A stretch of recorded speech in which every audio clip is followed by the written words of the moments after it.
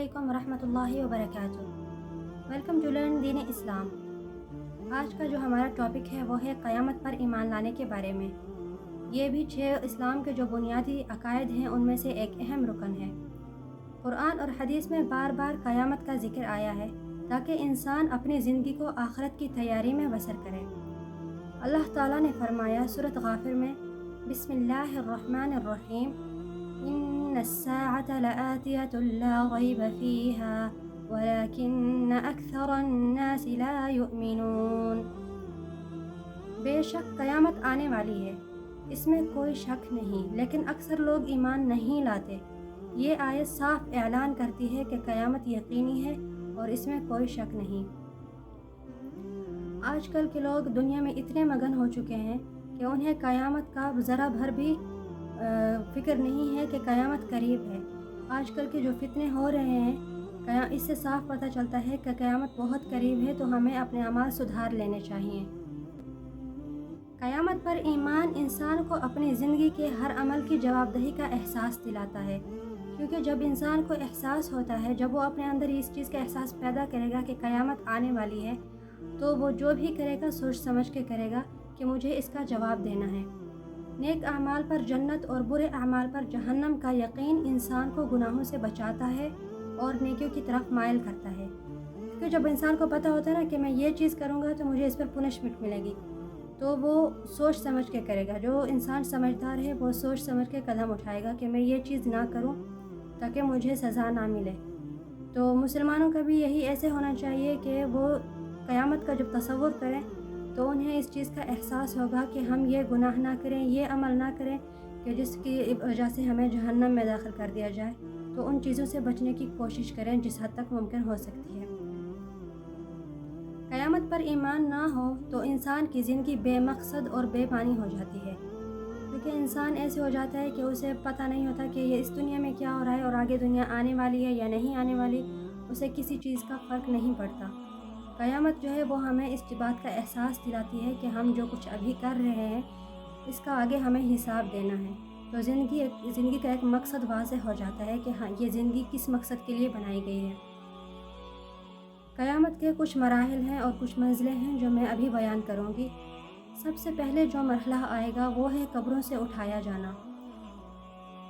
قیامت کے دن اللہ تعالیٰ سب کو زندہ کر کے میدان حشر میں جمع فرمائے گا۔ حشر کا میدان، تمام انسان جن و انس میدان حشر میں کھڑے ہوں گے۔ وہاں سخت گرمی، ہولناک منظر اور اللہ کی عدالت کا انتظار ہوگا سب کو۔ اس کے بعد مرحلہ آئے گا حساب و کتاب کا۔ ہر ایک سے اس کے اعمال کا حساب لیا جائے گا۔ اللہ تعالیٰ فرماتا ہے سورۃ الحجر میں، فَوَرَبِّكَ لَنَسْأَلَنَّهُمْ أَجْمَعِينَ عَمَّا كَانُوا يَعْمَلُونَ۔ بس تیرے رب کی قسم، ہم ان سب کو ضرور پوچھیں گے جو کچھ وہ کرتے رہے۔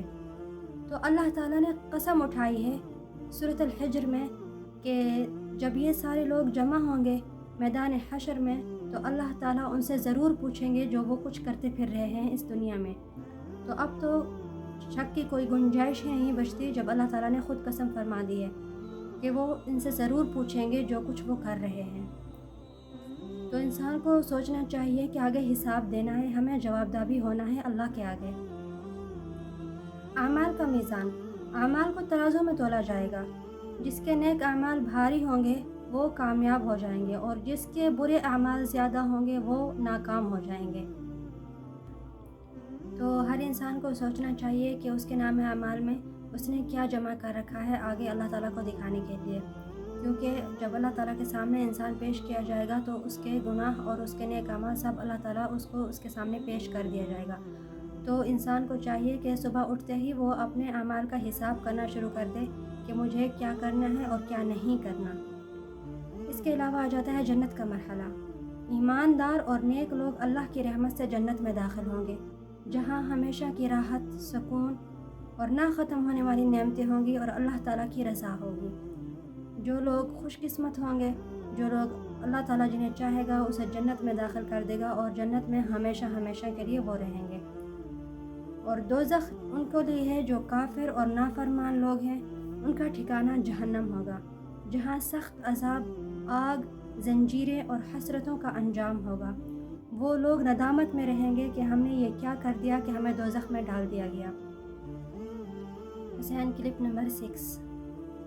تو کافر لوگ بس ندامت کا اظہار کرتے رہیں گے اور وہ چاہیں گے کہ دوبارہ واپس آئیں اور آ کر نیک اعمال کریں، لیکن تب موقع ختم ہو چکا ہوگا کیونکہ اللہ تعالیٰ نے سب کچھ واضح فرما دیا ہے، تو ان کے لیے ہمیشہ ہمیشہ کے لیے دوزخ کا ٹھکانہ ہوگا۔ مسلمانوں کو ہمیشہ یاد رکھنا چاہیے کہ دنیا کی زندگی چند دن کی ہے۔